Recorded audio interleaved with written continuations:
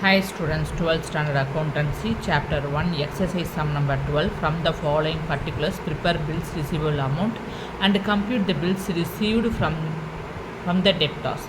The particulars are bills receivable at the beginning of the year. This is the opening balance. Bills receivable at the end of the year means closing bills receivable, and cash received, bills receivable dishonor. So we are going, before what they ask, we are going to prepare the bills receivable account. Before that, we need to know the format of the bills receivable. So the format of the bills receivable is, we have to write the heading, that is bills receivable account. The format is like ledger account. We have two sides, that is debtor side and creditor side. Debtor side has two columns, that is particulars and rupees. Creditor side also two columns, that is particular and rupees. Like ledger account, we always started with opening balance on debit side to balance brought down. We have to write within the bracket opening balance, and closing balance we have to write at the end of the credit side. You have to write by balance carried down. You have to write within the bracket closing balance. Okay, the items appear on the credit side are by cash account or by bank account.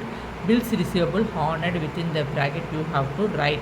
By sundry debtors, bills receivable dishonored. If the bills are dishonored, you have to write sundry debtors on credit side. Within the bracket you have to write bills receivable dishonored. So we have the total on credit side. Okay, and the differences we will get on debit side. On the differences, this is the balancing figure. Okay, so you will write to sundry debtors account bills receivable received during the year. Okay, this is the format for to write the bills receivable. Okay,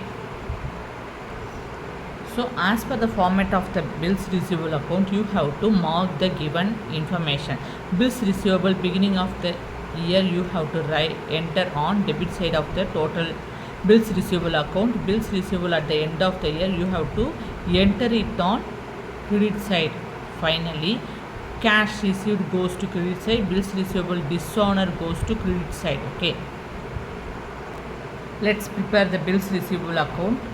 So first we have to write the heading, that is bills receivable account on capital letter, and like ledger account you have to write two sides, that is debtor side and creditor side. Debtor side we have two columns, particulars and rupees. Creditor side also we have two columns, that is particular and rupees.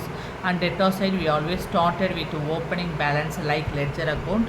So bills receivable at the beginning of the year is called opening balance. Okay, so 1,40,000 rupees we have to enter it on debit side. Within the bracket you have to write opening balance. And bills receivable, cash received means you have to write on credit side. As per the format of the bills receivable, you have to write by cash account 3,90,000, and bills receivable dishonored 30,000. You have to write it on credit side. By sundry debtors account 30,000. Within the bracket you have to write bills receivable dishonored.